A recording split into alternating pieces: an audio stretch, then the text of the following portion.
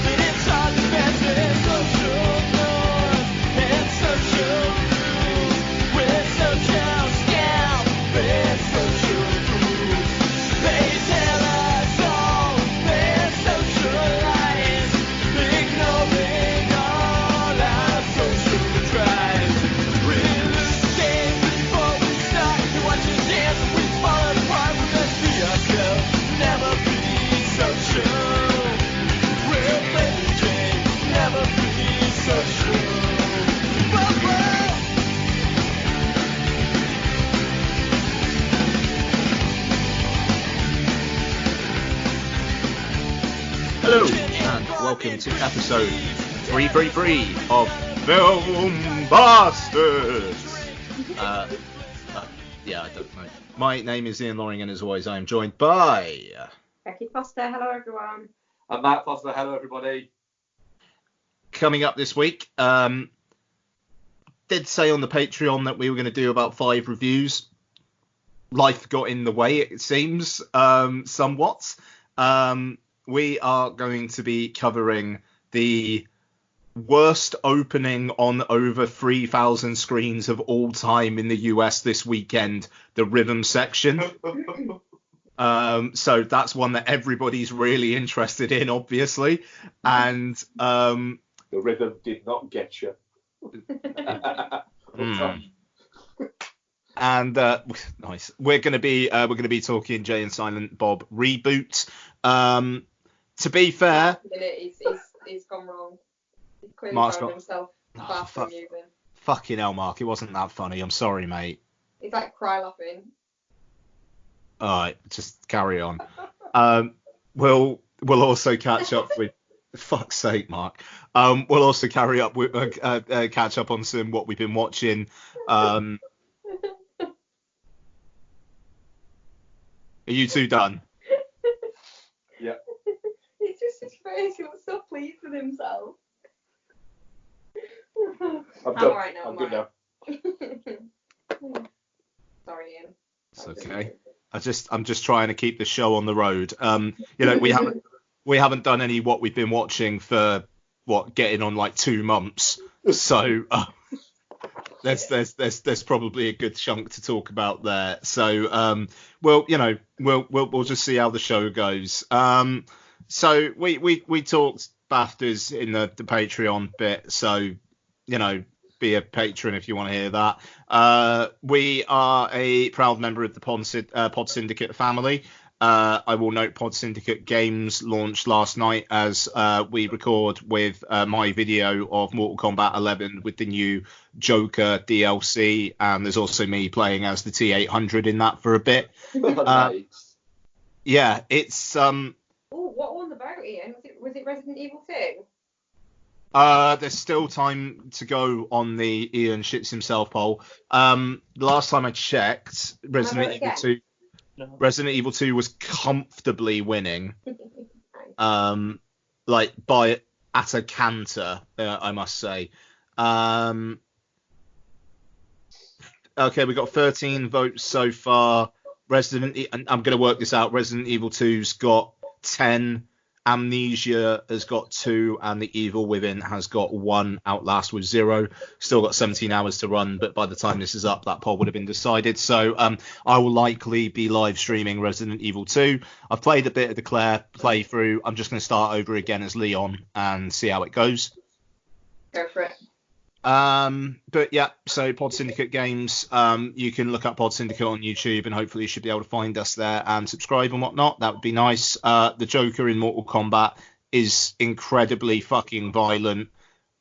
His fatal blow move is essentially getting knives, making the Joker smile face out of the other person's face, and then clubbing the shit out of them with his cane.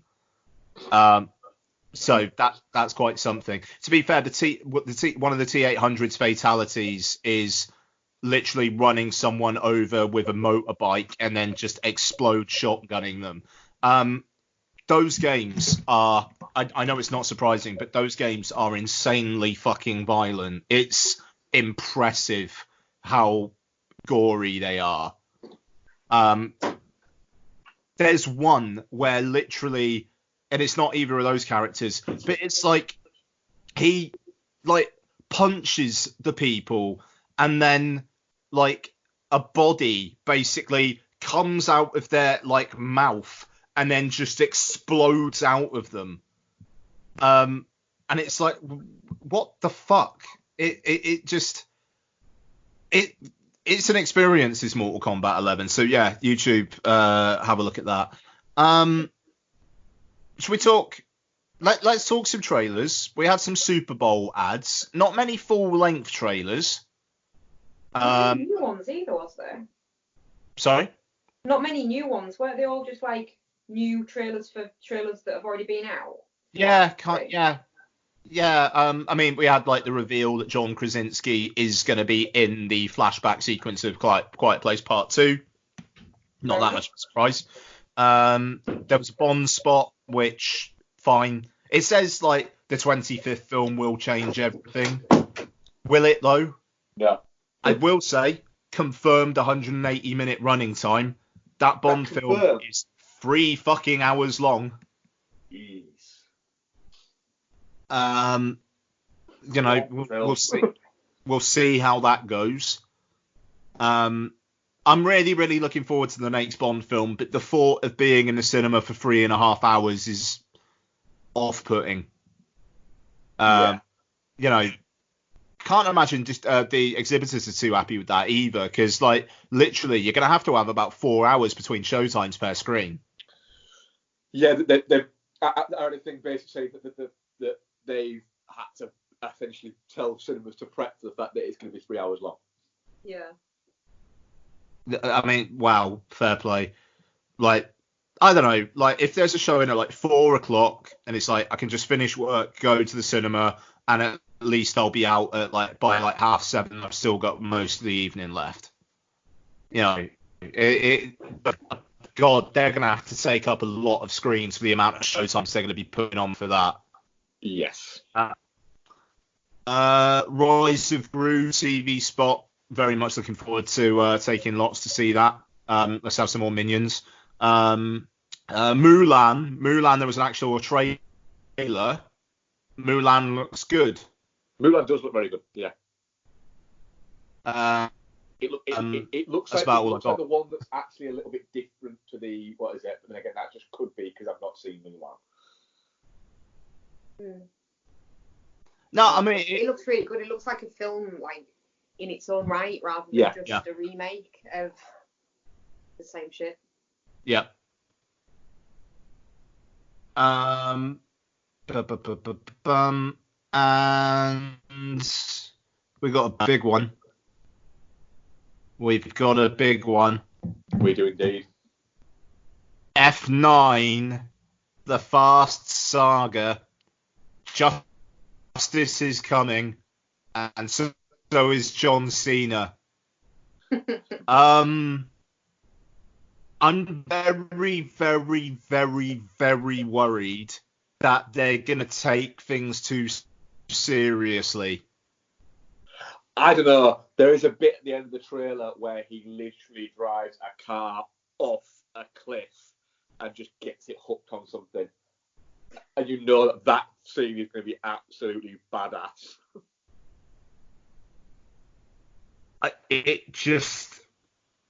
I'm very up for the fact that that trailer gives away so much of the movie. Oh, who's John Cena? Who's John Cena? Oh, it's his brother. All right, cool. Yeah, that's brilliant. Oh, who's going to be coming out? It's Han. It's Han. Yeah. Oh, I wonder what's going to happen. Oh, they're going to kidnap his kid. All right, cool. Nice. I like that there's a 4-minute trailer as well. Yes, I'm not particularly interested in the continuing soap opera of Dominic Toretto.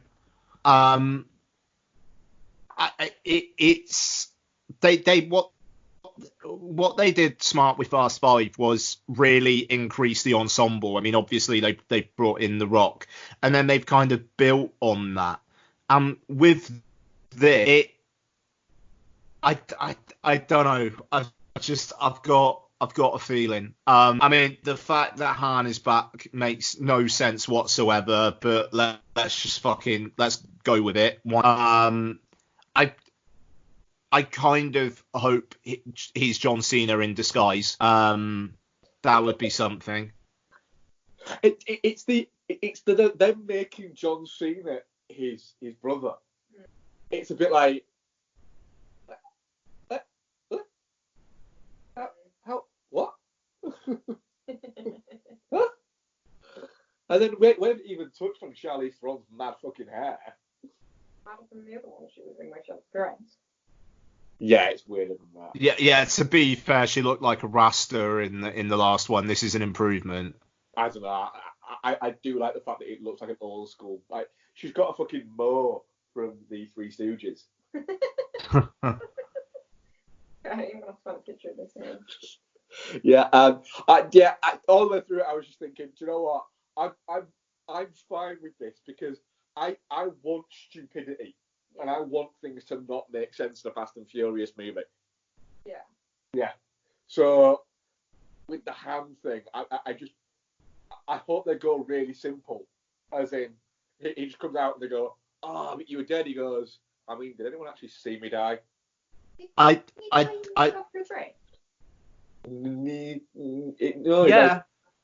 died in Tokyo Drift. Yeah. Took a drift.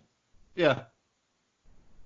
Oh God, yeah. Yeah, because it's like a street race, and then you think he's just basically been like T-boned or whatever by someone. Oh yeah, but you don't see it. It technically dies in Tokyo Drift, but it's not actually in Tokyo. He's in the other movies, isn't he? Yeah. Yes. So Tokyo Drift essentially is set after 4 and 5 and 6. Yeah, that's what I mean. Is it? Yeah, he's in those movies. When did it come out? Years before. No, yeah, way before. Oh yeah, but I get it. Yeah, because the end of 6, he's got like Gal Gadot on his lap or whatever, and it's like, where should we go? And it's like, oh no, hang on. Yeah, and he's like, where do you want to go? And it's like Tokyo. No, because she dies in 6. Yeah. And then he's like, right, fuck y'all, I'm off to Tokyo. Yeah. And then 3 happens. Which makes no sense. Because they've got to Tokyo, but back in time where they all use flip phones. Yeah. In Tokyo. Yeah. I don't think that's a thing. So that's the thing. Han coming back to life isn't the stupidest thing that's ever happened in this series. I mean, you'd have to go some for it. You would have to go some, yes. It's I love the fact that Han was actually in another one of Justin Lin's films, like before he was in the Fast films, and it's the same character. Yeah, Better Luck Tomorrow. Which I want to say was Justin Lin's first film. Chin Han, the actor, is in it playing a character called Han, and they have said he's the same guy. That's awesome. Yeah. So technically, is Better Luck Tomorrow part of the Fast franchise then? It's in the FCU or the FU. The FU. They should just call it the FU, to be fair. I've got a sinking feeling it's going to be 2.5 hours long, and we're just gonna have to sit through an awful lot of Vin Diesel talking about family. And the thing is with 8, the worst parts of 8, at least for me, were Vin Diesel and Charlize Theron talking. And no, I can't. I'm not up for more of Vin Diesel super dad. Vin Diesel breathing in through his nose only for no reason. Yeah. I'm not down. But we'll see. It's a somewhat barren summer, so it will probably do well. I think it says something that Fast and Furious 8 came out in like April before the blockbuster season kicked off. I want to say this one's out in June. So this one's in prime summer blockbuster season territory. And it will make an awesome amount of money. But it will. What I think it will do is it will make people go, right, so the next one's going to be the last one, right? Yeah, just the fact that it's called the Fast Saga. Like, I'm just unsure. I would very much prefer Hobbs and Shaw 2, please. I'll take both. I mean, I'll take both. Yeah. Okay, so shall we get into some reviewage? Yeah, like I said, it was slightly weird that there just wasn't anything that much trailer-wise for the Super Bowl things. Yeah. I think it kind of shows that this year is a bit of it's going to be a bit of a weird year in terms of the blockbusters. I think they all did it the past couple of years. This year is a bit of a settling space. There's part of me that would have liked to have seen a new shiny trailer for Tenet. I don't think it's that style though. But then part of me is like, I don't want to see anything more about Tenet before I see the film. Yeah. Mm. They'll ramp up Tenet. Like, I imagine there'll be a new trailer attached to No Time to Die, and then as we get towards July, it'll be all over the fucking place. Oh yeah.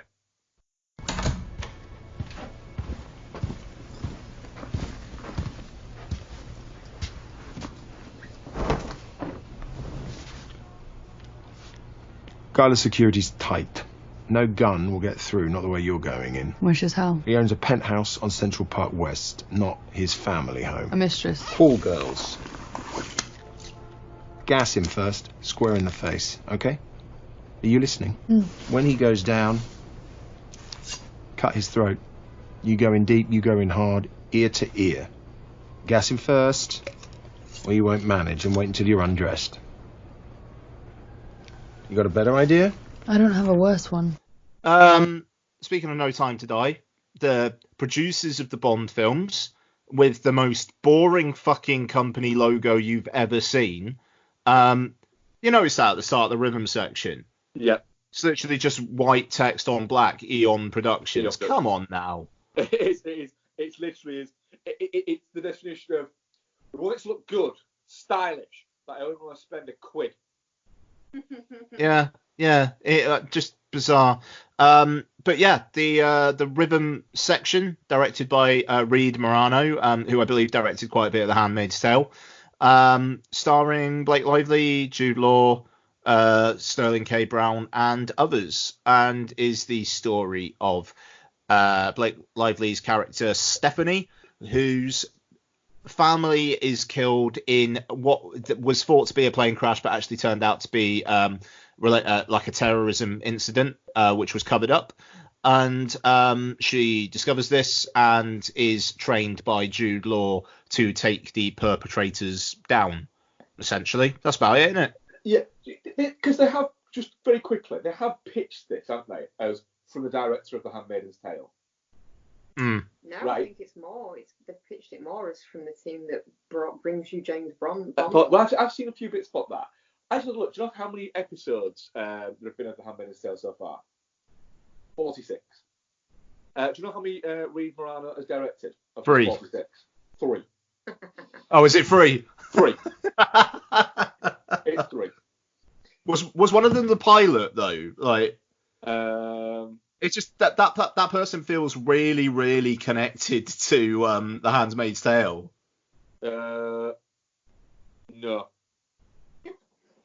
Oh, that's weird. No, none of them are the pilot. But yeah, so the rhythm section, as I said at the start, has made absolutely fuck all at the box office. And there is scuttlebutt that Paramount tried to sell it to Netflix, and Netflix went nah, which is something. What do we think, Bex? Let's start with you. I don't know if I want to go first because I don't really know what I think. It's a really odd one. You were saying yesterday, weren't you, when we got out? It's the marketing's been odd because it's not really for anyone in particular. No. It's just a really odd film, and it's so shallow. Like there's you could see through it if you held it up against the light. There's no character development. The plot is just really fucking skimmy. The bits where like she's got to go do something, so you've got to find this person and kill them, and then oh right, okay, yeah, it's gonna be really hard. All right, okay, and then the next second, like the next scene, literally, she's there just killing him. Badly. Well, yeah, that's the thing. My big problem with the rhythm section, she's really shit at killing. Yeah. Like, she's really fucking bad at the thing she's been trained to do. And Jude Law tells her at the start of, like, the training, you're going to fail. I kind of don't even know why I'm bothering. And, yeah. Really? Yeah. I don't feel like it doesn't even really develop her wanting to get revenge. It's just like, oh, so you think you know who did it? Oh, I'll kill him then. Why not? Like, she's not like burning with a desire to avenge her family, is she? Like, even once she finds out that it wasn't an accident, it's just like she falls into it. Well, the only time that any of her fighting training actually shows up, because they show him trying to train her and her being shit, and then don't do anything with that until the end of the film where she fights that man on the bus and she's quite good at it. But you don't see her getting good at it. I wanted a training montage. To be fair, he looks like he's 5'4" and a smackhead. So really, I think she should be able to kick his ass. Oh yeah. It just feels lazy. It feels really lazy with the development throughout the film. Yeah, no, it's fair. Mark, thoughts? Agree. Oh.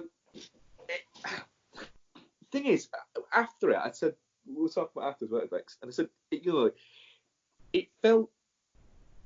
I've just looked now. I'm staggered to see this film cost $50 million to make. Absolutely staggered to see that this film cost $50 million to make. To the point where I'm going to check something while I'm talking. Where? The question I can answer that. Sterling K. Brown's apartment that he's got. That's where it all was. All in the furnishings of that.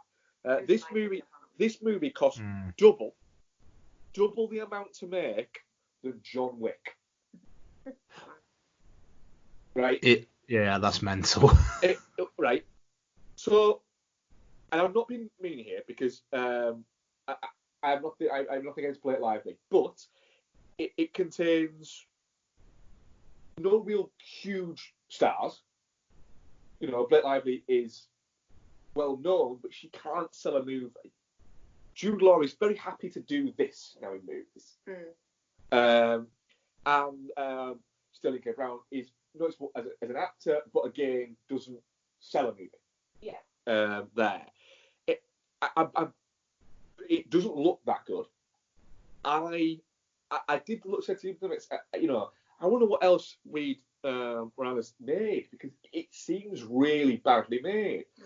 And I actually looked, and I actually liked her other movies, which I was quite surprised at, because it's just, like you said there, Bex,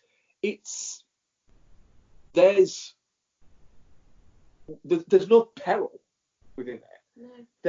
The story is paper thin, and everything just kind of happens really easy. Oh, you won't find B, you'll never find him. Cue to next scene, she finds him. Really fucking easy. He's literally at the location that she says she has. And it's like, he must look at that and think, well, maybe she will find him if he's there. And there's just so much of it that just doesn't make sense of it, where you go, don't get that. I don't get that. It's baffling. And again, on the specs, it is a little bit like the producers have gone, right, we've got this gritty film, we've got Blake Lively, we've got Jude Law, and it's like this revenge thriller, but it's going to be a little bit kind of like Taken in the sense that's that, and a little bit Atomic Blondie. We want it really stylish, and it's going to be like this, it's got this going on, all these like fucking gnarly bits, things like that. And then they forgot to make it stylish. Yeah, it's ugly. It's just really bland looking. It seems to be like Blake Lively just borrowed Jesse Eisenberg's wardrobe for the entire movie. And then I don't think he's going to fucking Jesse Eisenberg and wear those ugly fucking jogging bottoms. And then, I hate obsessed with those jogging bottoms. And then he's like, they've gone, right, we like it, right? But what we do need you to do is we need you to have at least enough of Blake Lively in her underwear that we can put in the trailer to make it look like the movie at some point might be sexy. And this movie at no point is sexy whatsoever. It is a very brown movie. Yeah, I mean, it's also, the action is barely there. There's that one sequence in the car that's played out entirely in car, which quite enjoyed. Could have done with 2 or 3 more scenes that had that level of pep to them.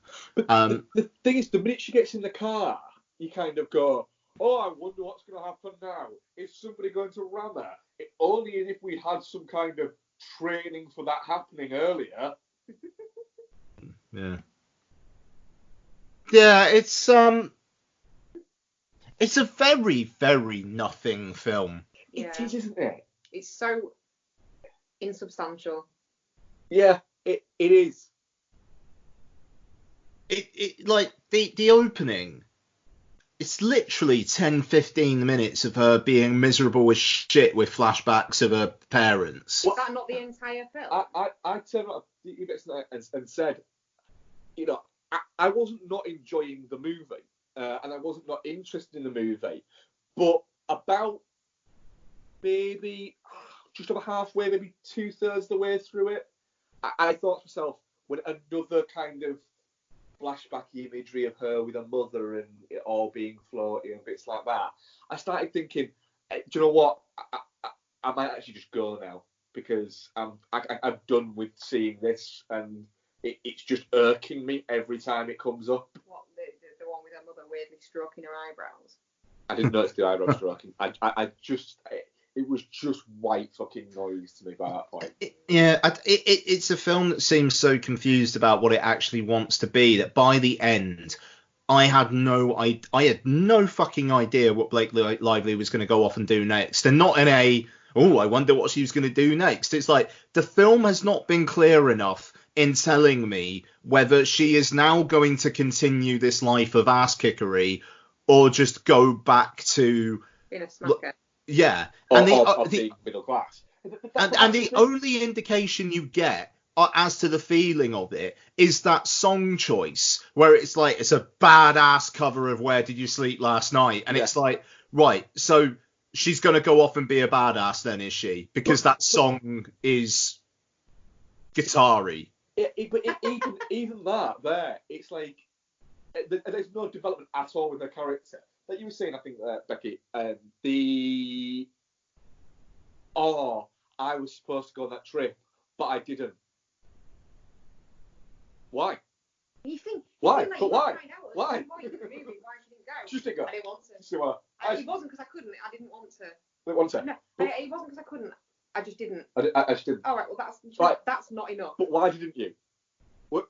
Oh, no, flashback. There we go. You're not getting on with them. Just say I had tickets to go see Faithless. Yeah, just anything. Yeah, fucking something. Yeah, which I looked at and gone, that Nick, do you know what? Fine. You know, I hope you enjoyed going out of Faithless and going, oh shit, they only had Insomnia, didn't they? That was it. They played it twice as well. Because they do that live. Do they? Yeah. They do that. They do. They had one other one, didn't they? Yeah, it was just insomnia, but different lyrics.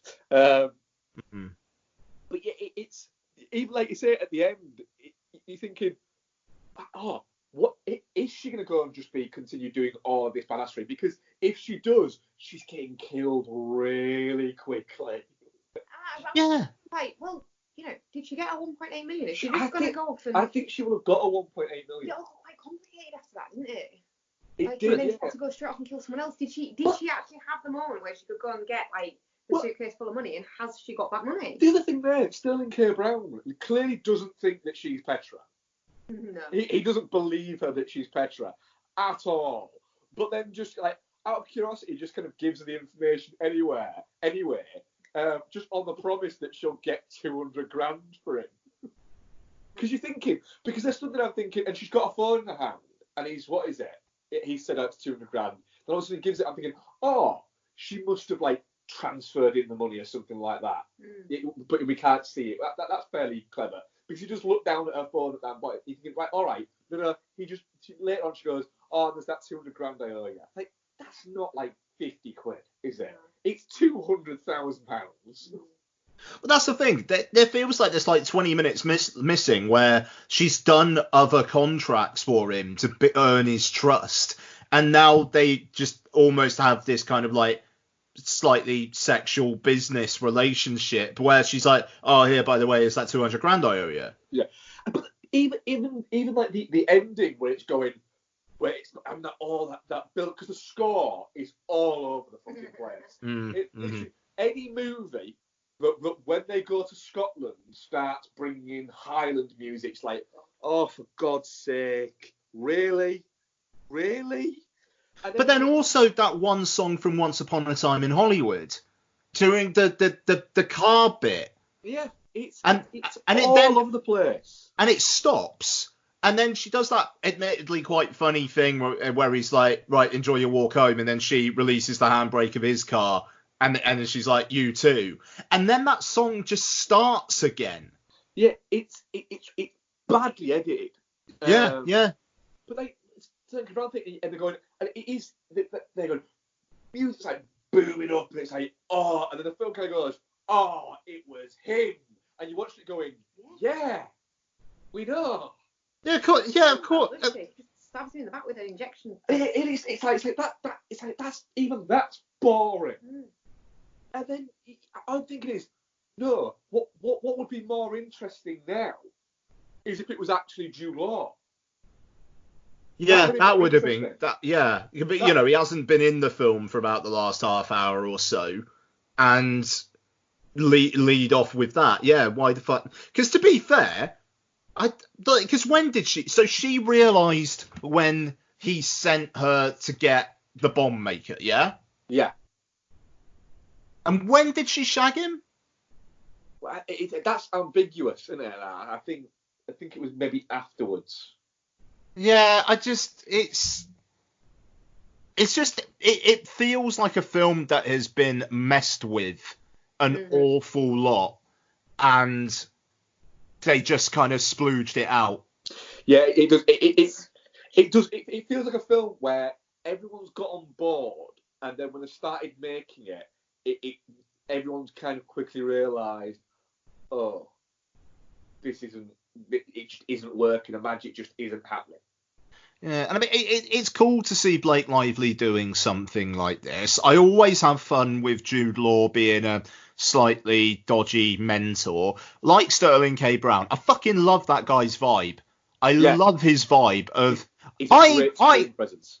I may be impressed by you. I may pleasure you with my dick. I haven't decided yet. When I see, I hope Sterling K. Brown is a fuck machine. He's always great at everything he's in. There's this one episode of Brooklyn Nine-Nine he's in, which he is fucking fantastic. He's not funny in the slightest. He's not meant to be. But he's fucking fantastic. And he gives a proper fucking, creepy, really assured, but there's something not right about him vibe. But then he can be fun as well. When he's in The Predator, he's a laugh in that film. Oh, he's a lot of fun in The Predator. And Yeah, God, I hope he's a fuck machine. He better be. Anyway, The thing that to me about it is, I really wanted this to be good because I like Blake Lively, and I feel like she's at the point now where she's less an actress in her own right because she doesn't do enough, and more just Ryan Reynolds' wife and baby mama, who's pumping out babies. And that makes me sad because I like her. I think she's got a good on-screen charisma, and she's good in The Shallows. She's good in Simple Favor. I wanted this to be really good, but it's like she's gone, right, this is my ugly movie. This is my movie that I'm gonna do for like critical acclaim. This is what I'm gonna do, and I'm gonna play against type. I'm not gonna be smiley, hair flippy, pretty Blake Lively. But she's playing so far against type that she just seems really uncomfortable. yeah. Like doesn't feel natural at all, apart from in like you say, the little bit where she sort of releases his handbrake and walks away like smiling. That feels Blake Lively. Yeah, it's the thing is, it takes you back to that thing of Blake Lively's trying to be a character actor here, but she's never really been a character actor, and there's nothing wrong with not being a character actor. Specifically, it's like you say, it just feels we don't get any of the personality or the charisma that people enjoy about Blake Lively. Like, That Simple Favor was perfect for her because she got to be Blake Lively plus, didn't she? Basically. Yeah. And sorry, go on. I interrupted you. Then go on. No, you're exactly right. It was just too far in the other direction. It was just bleak, but not like. You get the feeling when you watch it going, right, you aren't doing what you said in the tin, and you're not interested enough for me to go, you did with the trailer there. You got me in here, you got me sat down, and you give me something else. It's like, you got me in here, you got me sat down, and you're bored in the shower. But you're in there with a promise of a steak dinner and they're giving you porridge. It is. It's a porridge movie. It is porridge. It's whatever that weird stuff she's eating when Jude Law's making himself that fucking the lazy man's fucking ham and cheese toasty, where he just does one side of toast and puts the ham and cheese on it, and then decides, fuck, I forgot the other side of bread. I better start beating the shit out of her. Yeah. I did like the fact that the film when I mean, the one thing you can't do in a movie, is punch it. Jude Law's just punched Blake Lively in the face. Oh shit. I thought Jude Law was actually really good in it. Jude Law was great in it, yeah. Yeah, solid as fuck. And Blake Lively's not bad in it. I just think that her character, unfortunately, is given so little to do. I'll tell you what as well. Go on. That last scene where she kind of seems to walk out of the fire exit of some fucking building and then gets accosted by Jude Law. Yeah. I just wanted to know where the fuck she'd just been. Like, there was a fucking scene there. And instead of like cutting to her walking down the street, they cut to her coming out of that building. It's like, where was that building? Did she just have an action scene in there that we've missed? 1.8 million. You're very invested in this 1.8 million. If you're wired transfer, it will be a wired. What is it? But the thing is, even when she's walking there, you're thinking, Jude Law's behind that truck. and then lo and behold, Jude Law. The thing is, the rhythm section 2 should be the Jude Law story. Yeah. But I thought he was good in it, but there are moments where he's 0 to 60s. Like, he's perfectly calm, fine, and then he's like screaming or punching or whatever. Like, the behavioural changes, like the mood changes, are very, very like exaggerated. It's beginner's guide to shifty character, isn't it? It's like if you want the audience to not know what his motives are, be quiet, then be loud. Yeah, it is. That's exactly it. It's just. And do you know what? I'm sorry. Why? Right? Yeah. Do you know what? She's sad that her family were on this plane. Whether there'd been some kind of argument and that's why she wasn't on it, we'll never know. We've established she had tickets to Faithless. Yeah. But maybe she feels guilty about going to see Faithless instead of dying with her family. Maybe she went, my family died so I could watch insomnia twice. I still don't think in that scenario I'd go, do you know what? I'm at Oxford, I'm from a fairly wealthy family, and I'm going to inherit all of that.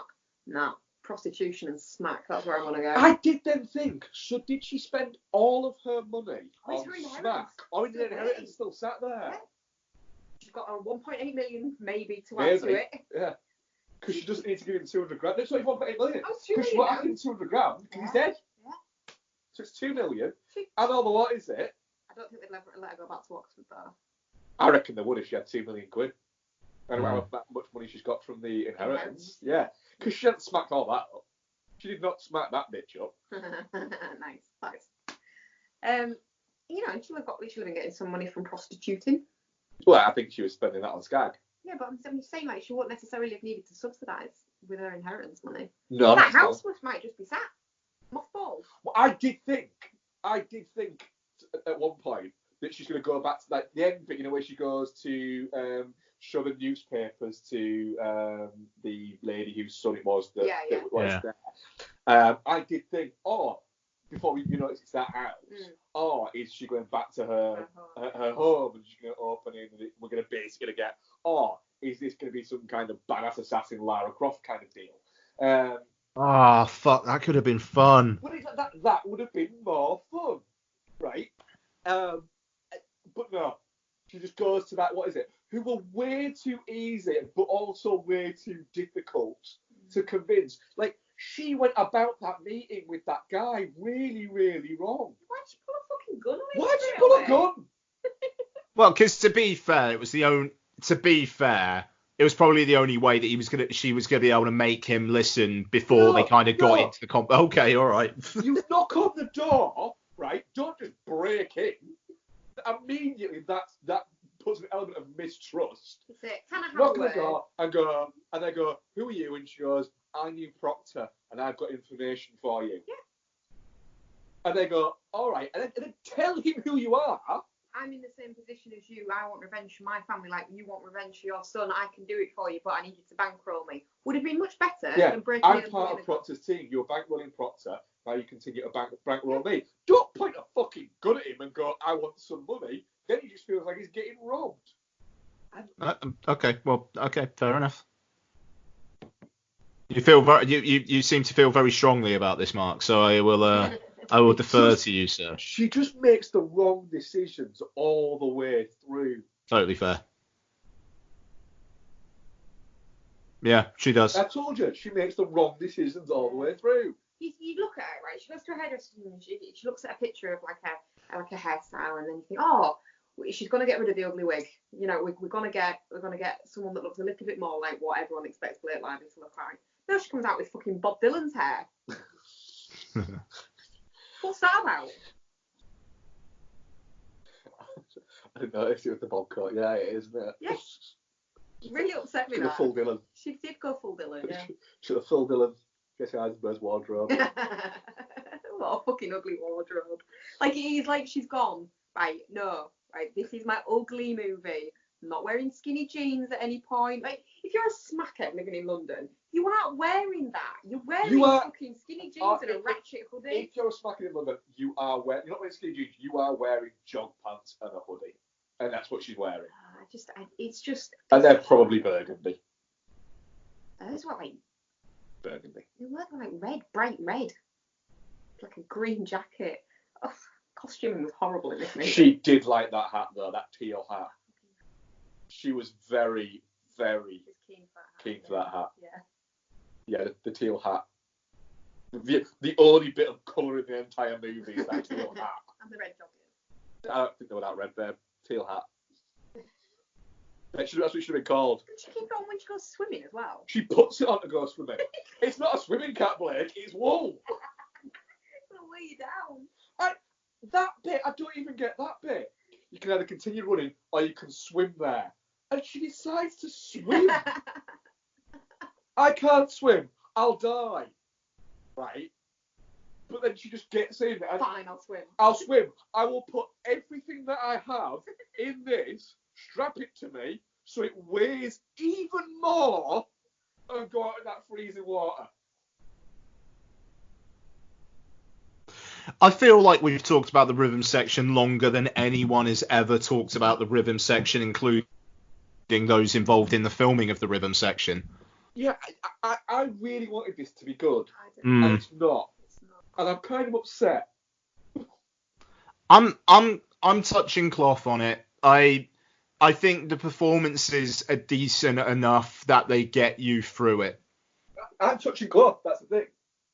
Because I'm annoyed that it wasn't a lot better, but I don't think it was absolutely terrible. It's not very good, but I'm touching cloth because, like you said it earlier, the performances are all good. There's not a bad performance in it. Bex, where's your head at with it? Yeah, probably touching cloth, but it will definitely be in my most disappointing of the year at the end of the year. Yeah, that's fair. That's fair. I really, really was rooting for this film. But hey ho. So that's the rhythm section, and yeah, I'll not remember anything about it in a week's time. Okay.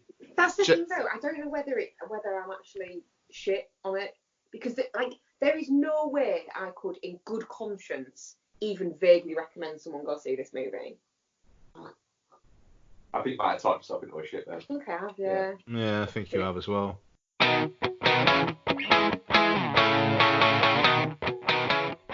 Have you ever wondered what so-called family films will scar your kids forever? Putting 4 and 5-year-olds in front of this movie, it's like, if they didn't know what death was before this, they're going to know it after it. They're going to know it after it, and they're going to be freaking terrified. And they're going to be questioning you. Yeah. Or do you have the slight suspicion that your loved one has a cold, dead heart? Yeah, The Dark Knight has got like all the orphans, and like, oh no, we're going to die. They did not build up those orphans at all. In my head, it's like, kill them. Then look no further. The His Film Her Movie podcast is the show for you. It's the movie podcast that celebrates the contrasting cinematic tastes of its hosts. So join Jordan and Lauren every week on their unique journey through the land of the silver screen. So if you're looking for a few laughs, some fun film related chat, then get involved. You can find us on Apple Podcasts, Spotify, Stitcher, or wherever you get your podcasts. Are you tired of film podcasts where the hosts exist in a constant blissful state of agreement? I mean, the main characters are 2 of the dullest main characters I have ever encountered in any film. Well, you're in luck. Let me introduce you to Chinstroker and Punter. One is an ex-film student with a penchant for David Lynch and art cinema. The other is a man on the street. Listen in perplexed and horrified terror as we tear apart one film a week. It just really It's not visually striking. No. Just getting confirmation. It's just that's the 3rd time though. I mean, is this on? You can find us at csvsp.libsyn.com. So come and share the victory. If you could fuck any man in film, who would it be and why? My answer is Lance Henriksen. Oh! He wouldn't tell. He looks like somebody. He looks like somebody who can keep a secret.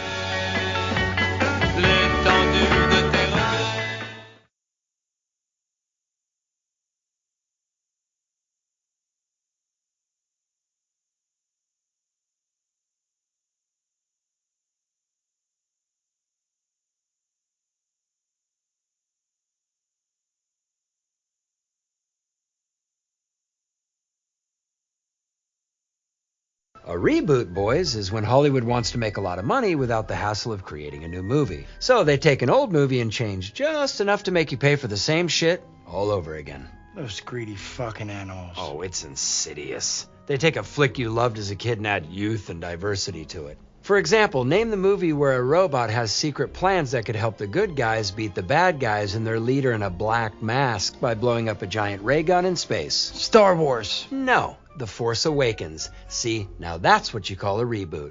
Nung. I thought that was a sequel. Hollywood doesn't make sequels anymore. Shit, they don't even make squeakquels, yo. Studios have given up on new ideas entirely in favor of building multi-movie universes that breed brand-loyal customers from cradle to grave. So if you like Harry Potter, cash Shinnigus, you're getting 10 fucking more. You like the Fast and Furious flicks? We're gonna drive the franchise into the ground, bitch. Oh, you want another Marvel movie? Here we go. Hey, man, those Marvel movies are a triumph of cinema. I live on those Marvel movies. I live for those Marvel movies. I watch those Marvel movies more than I watch Pornhub, and I come twice as hard doing it. Jay and Silent Bob Reboot. It's written and directed by Kevin Smith and stars basically everyone who's ever been in a View Askew universe film. Like, yep. There's a lot of people in this film. And yeah, what's the story? Jay and Silent Bob basically get told legally that they're no longer to refer to themselves as Jay and Silent Bob because Saban Films, the production company behind Jay and Silent Bob Reboot, have the rights to their names. So they have to go to Chronic Con to stop Bluntman and Chronic's reboot from getting made. And in the goings of it, Jay discovers that he has had a daughter by Shannon Elizabeth's Justice, that daughter being she's called Millennium Falcon, and she's played by Harley Quinn Smith. Jay and Silent Bob Reboot. Mark, thoughts? I would say it very much is for people who have a connection with the View Askew universe movies. If you don't, then you literally will have none of the nostalgia, none of the feelings of recognizing or appreciating why those characters are there and what is the meaning behind what that character's saying and bits like that. I also think you have to have a bit of a knowledge of Kevin Smith as well. In terms of things like the scene with Ben Affleck and other bits within the movie there. So I think if you don't have those, you'll go, what the fuck is this? Whereas I think if you do have those and you are a fan of this of Smith's earlier movies, then I think there's a lot of like love and nostalgia to get you through it, and you're spending time with certain characters that you want to spend a little bit more time with, and I think that's really was quite cool. I thought the opening of the movie that has a very as a great sort of nod towards what Clerks 3 might be about if it ever gets made, and then also you have nods to what the Mallrats sequel could have been, and then you have Jason Lee as Brody explaining what the difference between a reboot and a remake is, was really quite nice and quite fun. It goes a little bit off kilter when it starts to. I'd say it has a saggy middle, where you lose a lot of the older characters and you bring in all of the young new reboot characters. It does kind of make you go, I'm kind of bored of this a little bit. Move on. So it's maybe a little bit too long, but I definitely took enough from it. How about you? Oh, me or Bex? Bex didn't watch it. Oh shit! Yeah, sorry. No, of course she didn't. Sorry. Yeah, I quite enjoyed it actually. Even though I will say the one thing that it made me feel at the end was I would like to live in the alternate universe where after Chasing Amy, Kevin Smith made films like that, because there are moments in this, like the Ben Affleck section, is really fucking strong. Yeah, it's really, really good. And it's a lovely coda to Chasing Amy.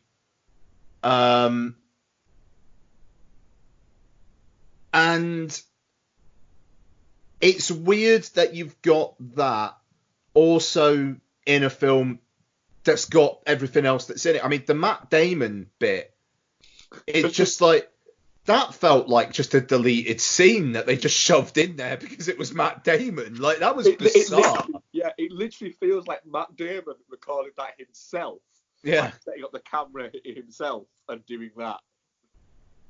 I mean, it was fun, and like I liked. He had the cheeky impishness that Loki and Dogma had. Yeah. In that, it's weird. It just felt like everyone was like, fuck it. Like he says in the film, I convinced a bunch of people like out of, oh, we're glad you didn't die kind of guilt to be in the movie. And it's like, yeah, all right, fair enough. But they are 100% giving a shit. Like, yeah, there's not one performance in this film that you go, that person wasn't making any effort. I mean, everybody's absolutely there for Kevin Smith. Yeah, I mean, it's quite a nice experience watching this film. It's not, I mean, fuck me, it's not perfect. Oh God, no.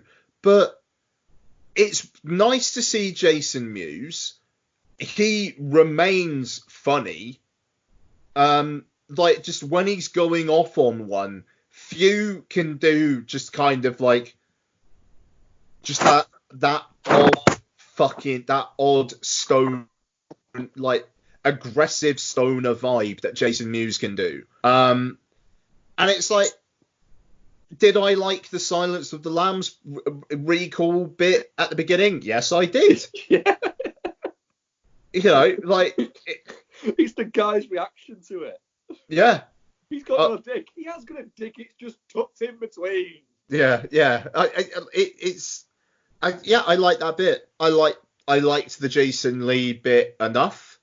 Ben Affleck bit, great. But then towards the end, the Russian secret agent bit. Yeah. All right then, and like Silent Bob in the Iron Man costume. All right then, fine. But the thing is, this film's been so surprisingly successful that I'm worried that Smith is going to learn the wrong things from it. You know, if there is a Clerks 3, which I don't think there will be, considering Jeff Anderson was nowhere to be fucking seen in this, and apparently he's more on board with Clerks 3 now. Oh, yeah, okay. Or like Mallrats 2, it just, I'm not entirely sure we need those. But also, do you know what? At the same time, we don't need Tusk or yoga hoses. So I'm hoping that is what he has taken from this is, do you know what? There's an element of, because the bad thing about the Kevin Smith thing is, he's synonymous with the fact that he likes his weed. But when he made Clerks and Mallrats, he hadn't started being a weed user at that point. You know, and it seems like it'd be nice because he clearly has things to say, and he clearly has a way of saying them. And he is a good writer when he gets into a flow. And like you say, with the bits with Ben Affleck in this, they work really well. When he does semi-serious, it works really, really well. And I think that there possibly is a place out there for those type of movies. Well, even though I think what this film is him wanting to make a film about fatherhood, realizing the last time he did that, he did Jersey Girl, and going, okay, if I wrap this in the comfort blanket of a Jay and Silent Bob film, and then say the things I want to say about fatherhood within that, then maybe that's just like a happy medium for him or something. It's like, if he wants to make these films that have really good dialogue and a bunch of stuff for the fans as well, if he wants to do that for the next 20 years, do you know what? Fucking good luck to him. That's sorry. It. That's it. I would happily watch another Clerks. I'd happily watch another Mallrats. I'd happily watch him bringing in a new, different film into this universe. But I get the feeling, like you say, that he's one of those filmmakers who throws out all of his ideas out there, and then only lands on a certain amount of them. Yeah, it's I mean, fair play. Like Saban Films gave him $10 million for this. You know, that's not nothing. And would I say this film cost $10 million? Yeah, but probably just because of the actors that are in it, and you know, they basically probably got like scale. But I don't know. Like, I used to get very, very annoyed with what Kevin Smith was doing. Kind of back in the day, I had quite a lot of rants about Kevin Smith, and now it's just to the point that I don't know, man. He seems to have a comfortable life. He goes out there when he does these films, like with this film, he toured it around the US with Jay and did Q&As and stuff after, and it's like, if that's the hustle that he's got now, fine. And the film's not abhorrent. To be fair, I haven't seen Yoga Hoses, but it's the best thing he's probably done in a fucking decade. Oh, I'd say it is, yeah. And as well, he likes that fan engagement of doing these Q&As, of doing his stand-up bits and things like that. And he said, part of it is it feeds the fucking ego, man. But the other bit of it is he likes shooting the shit. He likes talking to people. He likes talking to fans. There's actually a bit at the end of the movie, the last bit in the credits, is a little title card that says, thank you all for supporting me in the past 25 years of filmmaking. This is entitled you to at any point stop me and say hi and ask for a selfie or whatever. Just don't do it while we're in the bathroom, man. It's weird. Wait till we get out. Yeah. And it's kind of like, it's that thing. You get the feeling that a guy who, if you recognise Kevin Smith and you want to go up and say hello to Kevin Smith, it's because one of his movies has meant fucking something to you. It's because you know Kevin Smith is. And so you go to that. And then, you get he will get that a lot. But you do it feeling like, if you told him, do you know what? Noel, for instance, had a thing from Chasing Amy, didn't he? His wedding that you read. Yeah. Yeah. If you met him or Noel met him and said that, he'd be like, man, that's fucking cool. That's amazing. I'm glad that, I could have been in a way a part of that. And there's bits like that. And you get the feeling that his force of personality is what that's what Saban Films invested in. They were like, right, we'll give $10 million for the movie, but we like your idea. You're doing something fucking different with this, and maybe this is we're going to get something off that. There's an element of goodwill with that, and it's but it's a lot of fun as well along the way, and it pokes fun at a lot of things, and it's you get the Matt Damon Bond joke in there, which Matt Damon actually really seems to quite enjoy saying. I did like that reborn identity thing. That was pretty fucking solid, that. Yeah. And you get Ben Affleck basically saying that he enjoyed being Ben Affleck. Yeah, and of course, we're forgetting one thing here. Craig Robinson's in it, so it's instantly one of the best movies I've ever made.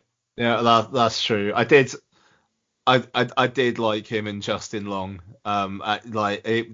Their interactions were fun. I don't know. It's just it's a bit of a feel good movie as long as you're so inclined.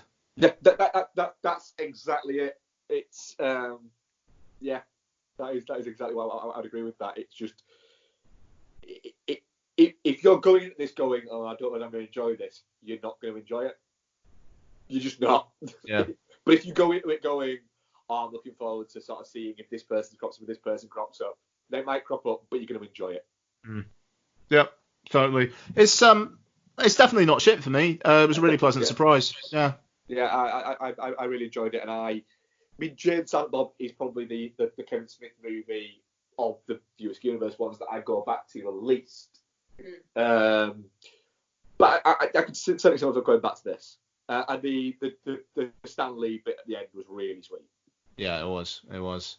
Harley Quinn Smith's not bad as well. Like it looks like she's forging a good career for herself, and fair play to her. What I would say there is, you can see her with every film getting better. Yeah. And Jason Mewes, I don't think has ever been better. He's very, very good in just that one bit where it's just like he's talking about you know, I knew your dad. He was he was a piece of shit, and just that that realization, like he just like kind of says it quietly, almost like mumbling, like he's a real piece of shit, and it's like, wow, all right, yeah, that's. But then the end is still him kind of like teaching her the tricks of the trade outside the quick stop. It's it's fun. I'm not that bothered about having another one, but it's fun. No, I'm the same. It doesn't. You don't need another one of these, but yeah, I got easily enough out of it. Yes. I was pleasantly surprised at how much it felt like an actual film rather than just not quite a film. Quite good stuff. So let's do some what we've been watching. Who wants to get started? We've just talked. We expect you can start. Oh, that's how we're going back. As far back as you need to. Go back on the stuff that you watched solo, maybe. I don't know. Give me a minute.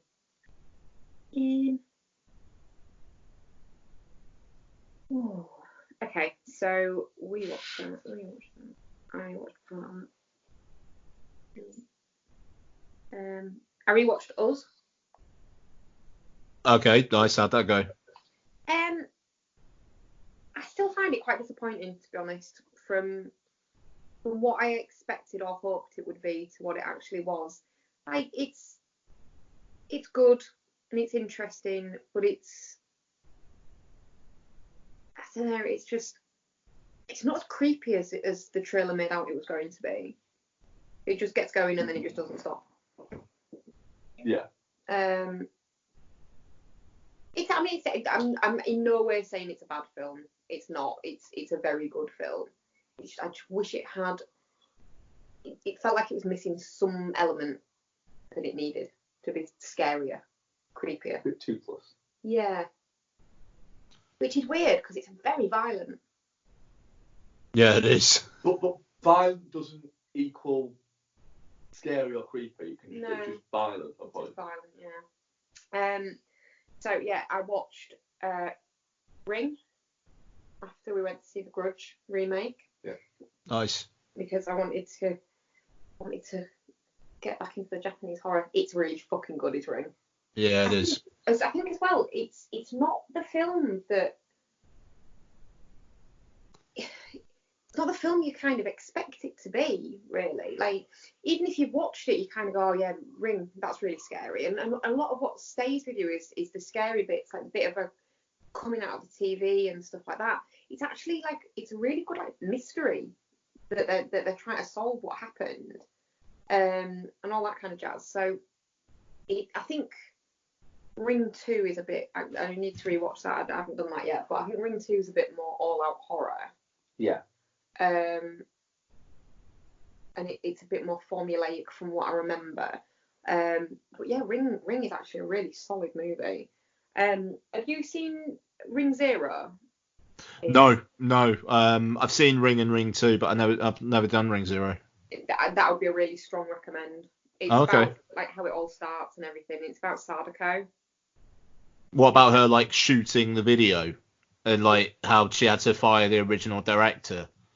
It explains elements of the video and stuff, but it's okay. Yeah, it's about like it explains some of the imagery that's in the video from what I remember, but it kind of explains how she ends up being how she is, if that makes sense. Okay. But I haven't watched that yet. But I do have a DVD box set of all of them. Nice. I'll be getting to it. I love watching DVDs. Like you watch a Blu-ray and it all feels very quite like clinical. The picture's really crisp and stuff like that. And then you watch a DVD and it just looks like hammered shit. it's just a bit like fluffy around the edges. Nothing's quite as sharp, is it? And it's, I don't know, it feels more comforting to me. It feels appropriate for Britain, Yeah, to be definitely. fair. Yeah, yeah. What else? That's together. I spoke about watching the original Grudge last time, didn't I? Because I talked about it as part of the Grudge review.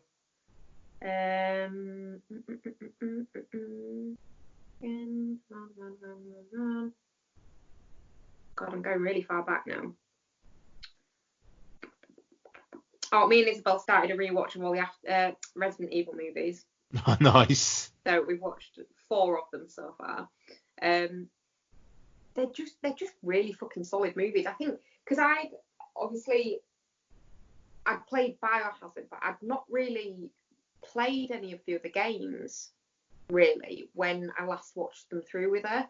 And it's having played through Resident Evil and playing through Resident Evil 2, which watching the movies was out of, fuck, I finished this game now twice, I can't play it again. That's the kind of thing a mental person would do. Fuck, what can I do?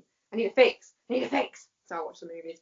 But like, there's bits you pick out of them that are from the games, and it's like, oh, okay, that's from there, and that's from there, and that's that person, and it's quite good really doing it after playing them. I'm really looking forward to Resident Evil 3 reboot coming out.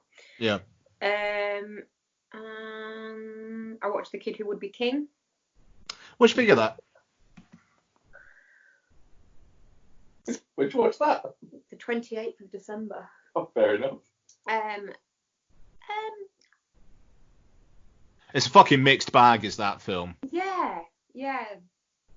It's very much a family film. Like some of the family films you watch, you're like, oh, actually, this is quite good and quite sophisticated. Kid Who Would Be King is not really. But there's funny bits in it, but it is very much aimed at kids. It feels that film's a missed opportunity. I think it's because I think it's about 2 hours long, and there's a lot of fucking padding in there.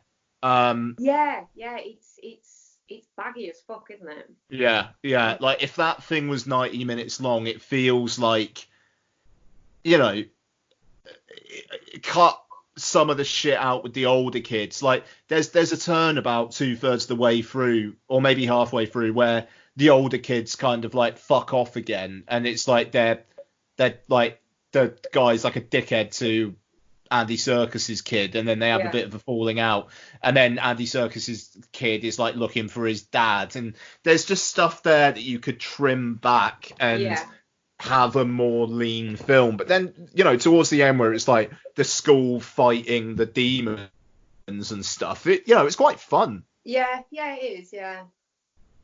But yeah, those two like bully kids weren't keen for them. Yeah, no, quite. Like you say, they had a bit of a redemption arc, and then they just went back to being little shits for a bit again. Yeah, and it's like that. Maybe don't do that. I mean, lots made it through the whole thing in the cinema, which I was quite surprised by actually. I thought she was gonna. There's some imagery in that's a bit fucking hell. Yeah. What is it? Is it a PG or a 12? No, it's a PG. Yeah. Yeah, it's a PG. I was going to say, was that like the first, because I took her to see The House with a Clock in Its Walls, which was a fucking terrible idea, and we got about halfway through. But we made it through The Kid Who Would Be King. Yeah, because the things that come out at night, they're quite scary, aren't they? Yeah, they are. Yeah, she wasn't a fan of them, but she got through it. And then the only other one that I've watched on my own is Mulan. You watched Mulan? Mhm. All right. Well, I kept mentioning it to you, and you were like, I don't remember you mentioning it once. It's a Sunday afternoon at 28 minutes past 2 film. We'll watch it next Sunday at 28 minutes past 2, and then never get into it. So. I mean, if you didn't tell me we were watching it at 20 minutes past 2, then I don't see why I should. You were being awfully specific about when you wouldn't watch it, so I just thought, fuck it, I'll watch it. Well, fuck you. It's good. I'm expecting the live action one to be better. It looks like it's got a bit more to it. The animated one is it's an animated Disney movie. It's very good, and its message is good and all that kind of stuff, but it's Don't get me wrong, I enjoyed it. It's good. I probably won't watch the animated one again. Whereas I will watch. Very excited for the live action ones. And then that's it. Everything else is ones that you've been there for as well. Cool. Do you want to fire out some, Ian, and then we'll do the ones we watched together? Yeah, no, sure. I'll rattle through. To be fair, I think that we've kind of either reviewed them or they're Bond films for a lot of them. So making my way through slowly but surely. So watched Unstoppable. Really like Unstoppable. It's fucking brilliant, that movie. Yeah. Atlantics, the Matty Diop Netflix one that people were pissed off about it not getting an Oscar nomination for Best International Film. And that's because it's not that great. It's fine. It's interesting. It's basically a bunch of guys looking for work go out to sea, seemingly drown, and then they seem to possess the women of the town and slowly get revenge, but it's not nearly as interesting as I made it sound there. It's fine. The Safdie Brothers, The Pleasure of Being Robbed. Actually, did a review of that, which is on Vodzilla, so I direct you there. Really enjoyed it. Very, very Safdie. Little Women's a fucking banger. We'll talk about it when you guys catch up with it. The Never-Ending Story. Lots managed to... Sorry? Oh, I love Never-Ending Story. Yeah, it's Donna's favourite film of all time, and we've been waiting to show it to lots. And she made it through the whole thing, to be fair. She did well. Couple of scary moments. Cry when our facts. Mud. She was just very... death is a concept that I think she's starting to get her head around. Just the existential kind of it just gives up on living. Yeah. That's quite a concept. It's just the despair basically dragging it down. Yeah, it's something as Never-Ending Story. Great model work. Looks amazing for its time. But yeah. Teen Titans Go versus Teen Titans. It's not Teen Titans Go to the movies, but it's fun. It was basically like a direct-to-video thing where the Teen Titans Go are visited by the Teen Titans, like the more serious version of them, and then it basically turns into Avengers Endgame at the end, where literally there are portals opening and it's loads of different Teen Titans from alternate universes coming together. It is quite fun if you like the Teen Titans films. Rewatch Joker. Joker is fantastic. Fuck the haters. It's really, really, really good. And it's mental that film made as much as it did, even with the fact that it's a DC film. Just, a film where Joaquin Phoenix empties a fridge and then proceeds to get in the fridge. Made over $1 billion worldwide. And isn't that's not far off what the latest Star Wars movie made? Yeah, no, it's the latest Star Wars film had such a fucking drop off from both Last Jedi and particularly Force Awakens, but that's a bit of a misnomer considering just the build up there was. Sorry. Correction, Joker made more. Yeah, doesn't surprise me. It doesn't surprise me. Rise of Skywalker has managed to get away because it made so much. It's managed to get away with not being seen as a disappointment, but it's a disappointment. I'm fucking dreading. Steve kind of turned me around on it in the review. I'm fucking dreading rewatching Rise of Skywalker. Dreading it.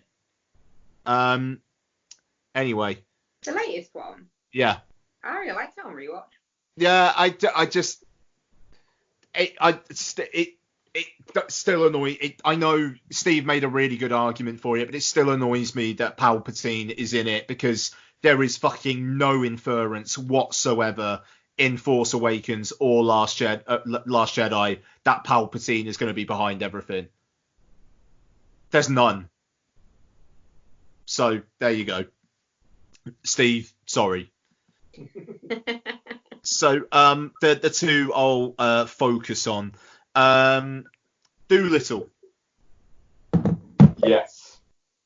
So this is the film that is not done very well in the US. Not an outright bomb. I think it's done about 60 million over the course of like 2 weekends and a full week. So not great. Not an absolute train wreck. You know, people saying, is it another Cats? No, it's not. It's fine. It's fine. Key problem, Downey Jr. spends so much time focusing on his Welsh accent that he forgets to try and be charming. It's really weird. That character is not in one bit charming. Which is usually Downey Jr.'s thing. But he's mumbling away half the time. There's fuck all character development. It feels cut to within an inch of its life. It's about 90 minutes before credits. Which is mental. They never expected that movie to be that. No. There's like an animated sequence at the start which feels like it's put in there to paper over about 15 minutes worth of stuff that they shot and just couldn't work out. It's basically just things happen and then the characters deal with the things. Not all that much is particularly set up. I mean, what's the story? Doolittle is a recluse because his wife went on a voyage and died. But the Queen is gravely ill, played by Jessie Buckley of Wild Rose and Beast fame, who spends about 80% of her screen time asleep. Odd.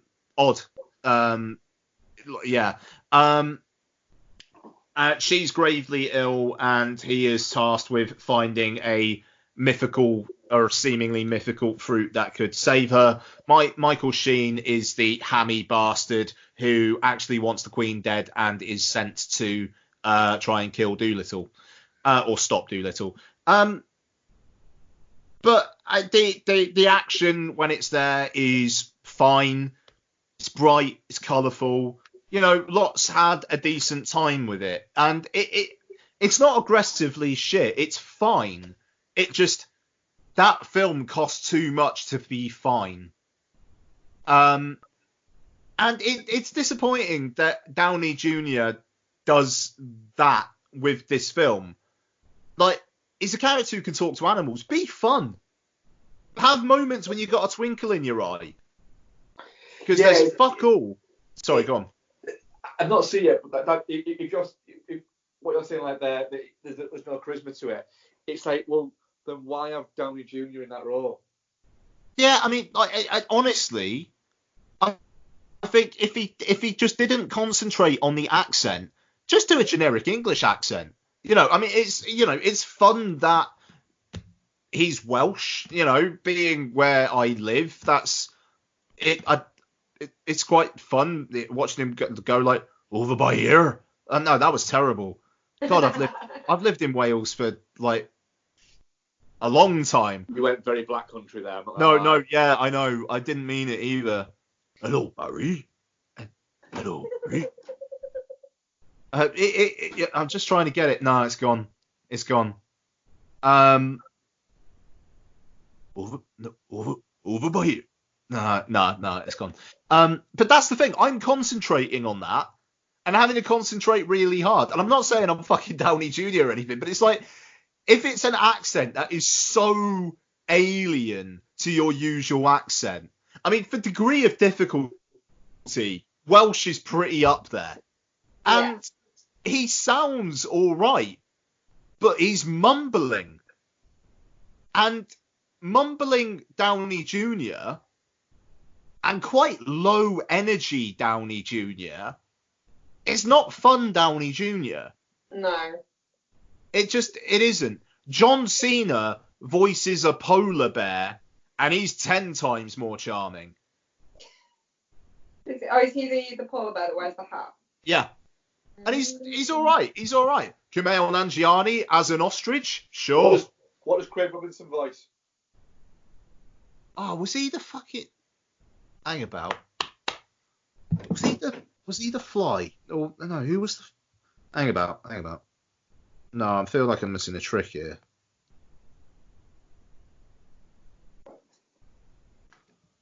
Let's see how long my phone takes to. God damn it. Craig Robinson Doolittle, yes. Search that. I'll just do it on the Mac then. Jesus. Hang on. I need to know now. Me. Yeah, Emma Thompson's in there. Yeah, that was fucking Ray Fiennes as the fucking tiger. Barry. Hello, Barry. Yeah, no, it's gone. Right. Craig Robinson Doolittle.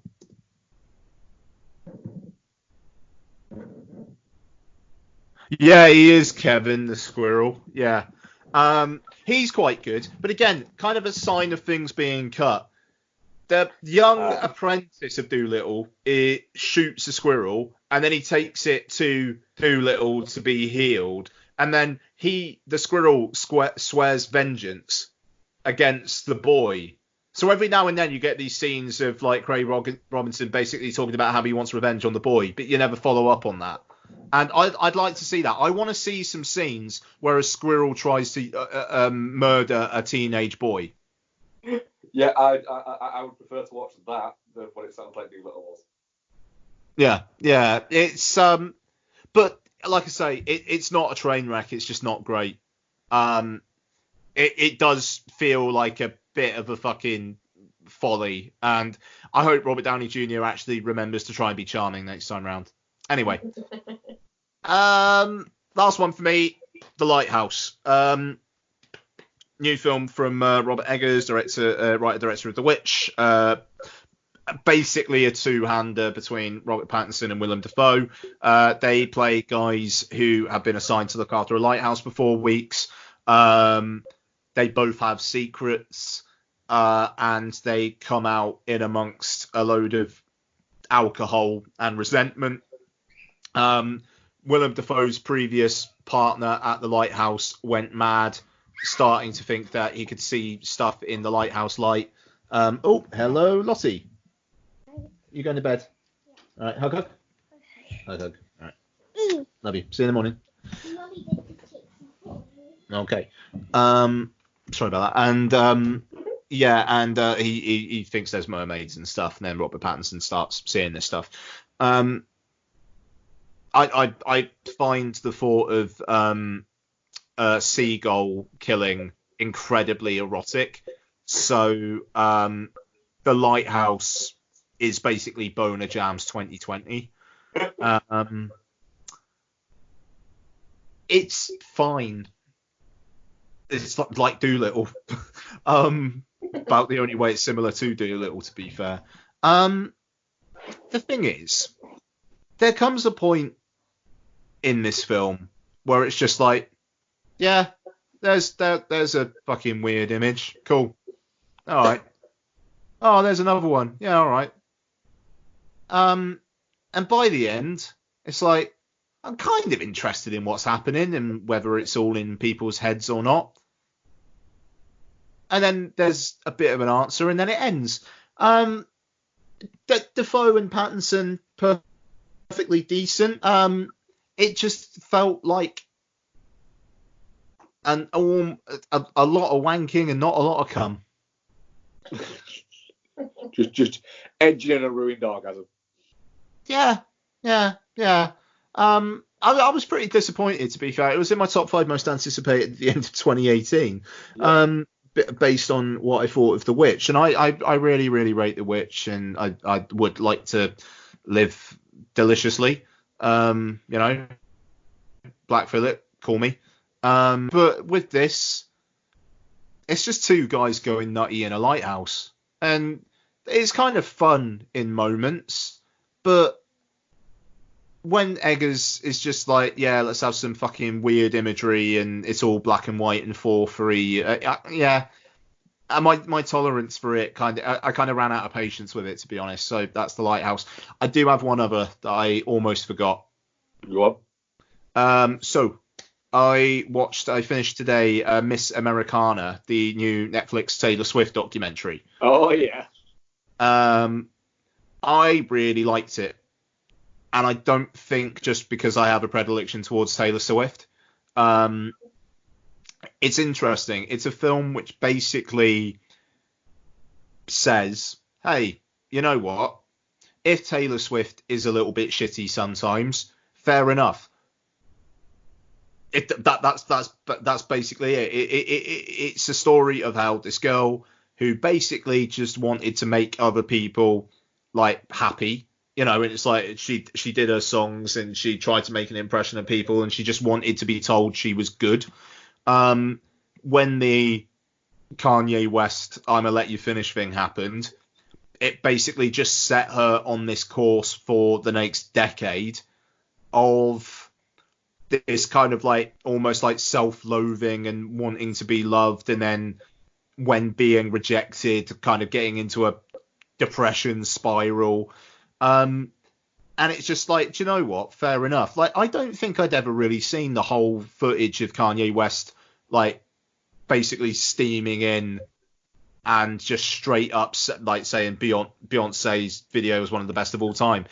And Taylor Swift is like, all these people were booing, and I thought they were booing me. I thought they were siding with Kanye. I didn't realize they were booing Kanye. And it's like, she was 17 when that happened. Yeah. And it's like, just the effect that must have fucking had on a 17-year-old girl. And, you know, it explains a lot. And I will say, and like the stuff that happened after, it explains Reputation, which is a really fucking, like, wow, you're getting some shit off your chest album. And yeah, it does feel ever so slightly stage managed, but I suppose that's what you're going to get with an approved by the Subject documentary. Especially an approved by the Subject documentary that's approved by Taylor Swift. And this is a criticism of her actually, she manages her brand very, very carefully.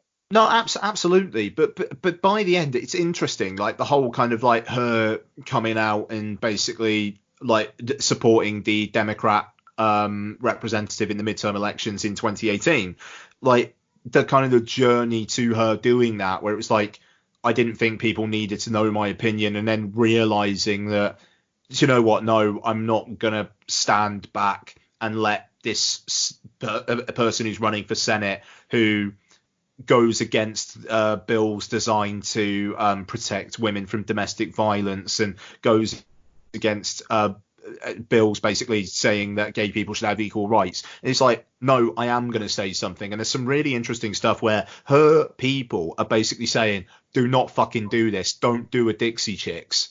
And then she's explaining her reasoning, and it feels real enough.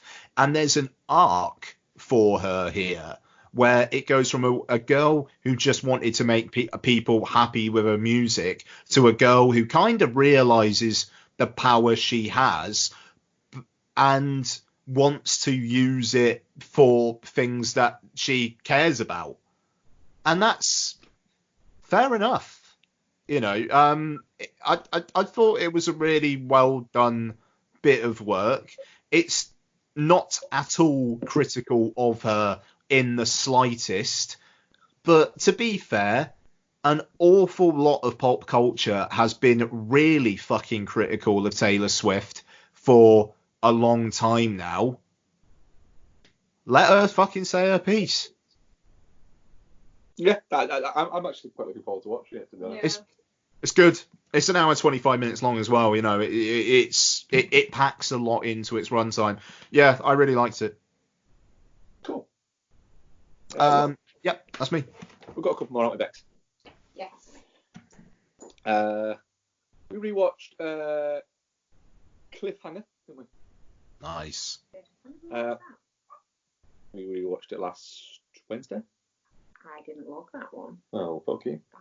That Cliffhanger's great. It's just a really entertaining movie. It was that period in like the early 90s to mid 90s where we got a lot of like what would be 15s out here, PG-13/R-rated action flicks in the States, and they were always like really entertaining ones like this and The Fugitive. I think were around sort of the same time. Yeah. Yeah. What else? Much. You can do this one. Oh, we watched Stir of Echoes. I really like Stir of Echoes. It's one that we used to watch a lot in rotation, didn't we? This and White Noise we used to watch quite a lot as well. Nice. He loses his wife. I don't think I watched that as much as you. Probably not. No. Yeah, Stir of Echoes. He gets hypnotised and it opens his mind up to weird shit, and then he ends up solving a murder. Murder. Yeah, just it's kind of like Kevin Bacon in a movie where you watch it and go, huh, odd choice Kevin Bacon at the time, but now makes perfect sense for Kevin Bacon. Yeah. 2 new watches. We watched The Sisters Brothers. What do you think? It's an odd one, for sure. I can see why it didn't quite land anywhere. But I'm also surprised that it didn't pick up a little bit more traction in the same way. In that it's just an odd little film that was quite fun and I quite enjoyed it. But I think that because it was that is the reason why it didn't kind of go further. I think it's hard to sell a Western that's not quite a comedy and not quite an outright drama. Yeah. It kind of teeters in between the two. Yeah, it does, and it ends up just being entertaining, but a little bit meandering. Yeah. I would say. Yeah, that's fair. It possibly should have been better, but also I was quite happy with what it was. And then I'll let you tell this one. I'll eject. Because it's an odd one, this one. Yeah. We watched a film called When the Bow Breaks. Not one with Boris Chestnut. No. Is this the one with Ron Perlman? the hands? Yeah. So the film starts. It's a really fucking weird one. This actually. Yeah, the film starts where there's a flood, and it unearths a lot of hands. These various hands of people of various ages, isn't there? Yeah. And so Martin Sheen is charged with finding out who these hands belong to, and he has a profiler come in from the FBI to help out, played by Ali Walker, who just seems to smoke at really inappropriate moments all the way throughout the movie, and it gives you no what is it? Yeah. And who also suffers from really bad claustrophobia that it gives you no context for. Yeah, and it doesn't make sense throughout the rest of the movie. It has no backup. And she ends up getting called. She's investigating as to what these hands mean and what this could be and where they came from. And then, because they think that it's probably a serial killer, but they're not quite sure yet, are they? And randomly a doctor calls her and says, "Oh, I think my patient might have something to do with this." So she goes to see this patient who is mute, self-mute. Yeah. But every year on his birthday, he draws a pair of hands on the wall. Like stigmatized, bleeding on his wrists as well, doesn't he? All of this is true that I'm talking about. You too sure you didn't but collectively dream this? So, it gets better. Okay. It contains a scene where she goes to see this kid. The kid gets up off a bed, starts looking at the light coming through a window, and then farts. Yes, it does do that. Yes. what this film does is it builds up intrigue by spinning an awful lot of plates and then just swiping them all down and going in a different direction. And that direction is creepy Ron Perlman talking about 5 different accents at once. Yes. And then almost going, oh, is he the killer? Is he the killer? It's like, yes. I do. Wait a minute. You've just told us he was the killer, and then you're now trying to hide the fact that he might be the killer. But you've just told us he is. Okay. And then Ali Walker, who is an FBI agent, and in the film tells you that she was like in the top 3 at Quantico of her year, right? She then tries to break off a piece of board. Well, it's only like a little bit of plywood, isn't it? Yeah. That's covering over a window. To escape. Creepy Ron Perlman. Right, to escape creepy Ron Perlman. She has enough time, by the way, to jimmy this thing up, doesn't she? She doesn't do that though, does she? No. What does she do, Becky? She uses her gun a crowbar. As a crowbar. And then drops it outside. And then goes, shit. Doesn't like this then think to put a hand outside and grab the gun again. Decides, well, that's outside and I can't see where it is. Clearly, it's gone. So just gives up. Yeah. You've not told him why Ron Perlman's killing these children. Oh, it's because the twins, isn't it? Yeah. So the boy in the farting boy has a twin sister. Yeah. Played by the same actress. Yes. Who is born with deformed hands. Yeah. So he wanted her to play piano, and he's a surgeon, so he just keeps killing people to get her new hands and sewing them on so she can play piano. Yeah. Right. Well done, guys. Well done. There is a scene where Ron Perlman buys her a cake. Yeah. And then goes, play the piano for me. In about 8 accents at once. And then she literally just starts smashing her hands against the piano. Bashing at it, and he's like... And he's going, yeah. Like, stood behind her, though. He's like, his crotch right up against the back of his head, looking like he's getting off on it. Yeah. Making weird noises. Yeah. Well, Ron Perlman noises. Ron Perlman noises, yeah. It's an experience, Ian. It's an oddity. A real fucking oddity of a movie. Yeah. Okay, fair enough. Yes, That's when the bow breaks. It's a fucking bizarre movie. Yeah. Did we talk about Marriage Story when we watched it? I spoke about Marriage Story. You were on the episode we talked about Marriage Story. I don't like Marriage Story. You didn't like Marriage Story, did you? It's shite. Did we talk about Stepford Wives? No. We watched the Stepford Wives. It happened. Which one? The Nicole Kidman? The 2004 is already fucking nice. Weird. Yeah. Thing. I enjoyed it, but I watched it going, this movie's mental. Because you do start looking at movies now and going, movies that aren't that old, and going, this is, I think it's like 17 years old, so it is actually quite old for a movie. But then it's you do watch it going, can you imagine if that was released now? Yeah, I don't think it'd watch now. I don't think it'd play well now. You seen Just Mercy yet, Ian? No, not yet. You seen Richard Jewell yet? No. Right, we won't do those then. Have you spoken about that? Yeah, we did. Yeah, we did. That was part of the thing, wasn't it? I think we're done. We're done. Yeah. Oh, wow. We started the film last night, but we haven't finished it yet, so we'll talk about it next time. It's an Ashley Judd movie. Of course it is. Nice. It's really good. It's a slutty cop.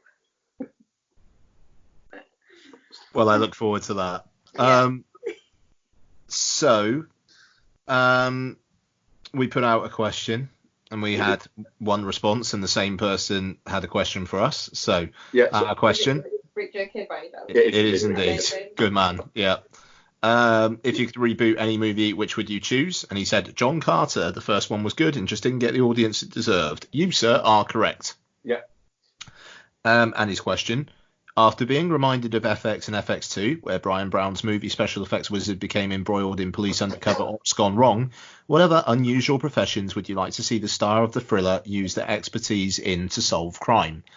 Oh, I tell you what, maybe not solve crime, but I'd fucking love, you know those fatbergs that you get in the sewers? Oh, yeah. Right. I want to have like some sort of fatberg combined with like some sort of toxic waste, which grows and grows and grows, and it's like the blob. Yeah, but it's just like a fatberg, and it's just this fucking disgusting. So it's like the blob, but with like almost like a modern satirical twinge to it. Yeah, and I want Chris Pine to be like the world's best drainage expert, who has to come in and solve the problem. And it's like his wife died like drowning in a fatberg. I'm trying to think who would direct this really well. It sounds a bit Wolfgang James Peterson. Gunny. Huh? Wolfgang Peterson. Wolfgang Peterson. I do think it sounds a bit James Gunny. No, but I want it to be taken seriously. Oh, did be serious? Oh yeah, Wolfgang Peterson then, yeah. Yeah. What's yours there?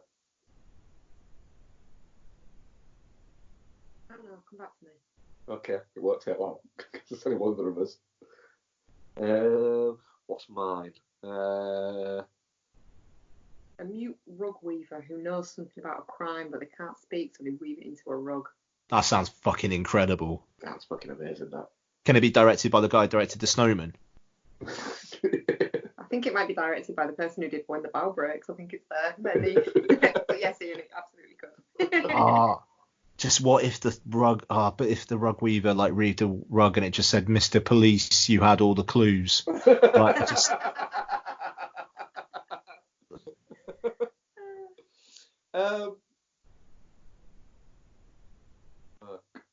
What would work with that? A profession. You're like, oh, it won't take long. There's only one of us. I thought you had one in mind. No, I was stalling at the time. I mean, you didn't stall very well, I did you? felt terribly. Let you know because I got you to do your bit, so I take that stall fantastically. Well, no, because now it's still back to you, and you were so blown away by my amazing idea that you haven't been thinking. Oh, what about Tom Hanks runs an Italian pizzeria, and he's involved in a contest with the owner of an Italian pizzeria, which is owned by John Turturro, and it's just a really nice film. I would watch that. Hang on, what? It's pizzeria, American, Italian. Didn't we watch something about a pizzeria and they're in contest? Little Italy. That was it. Yeah, I enjoyed that. It was fun. Bit racist. It wasn't all the racist, yeah. I just want to watch Tom Hanks just like make pizza and be nice. I'm so fucking psyched for Beautiful Day in the Neighborhood. Yeah, I think I need to go see that. It looks like a hug film. It does. I want to hug you. You want to feel good after it. Then you want to go see Queen and Slim feel really bad because white police officers are racist. A carpenter. Okay. A carpenter, right? But he's mute.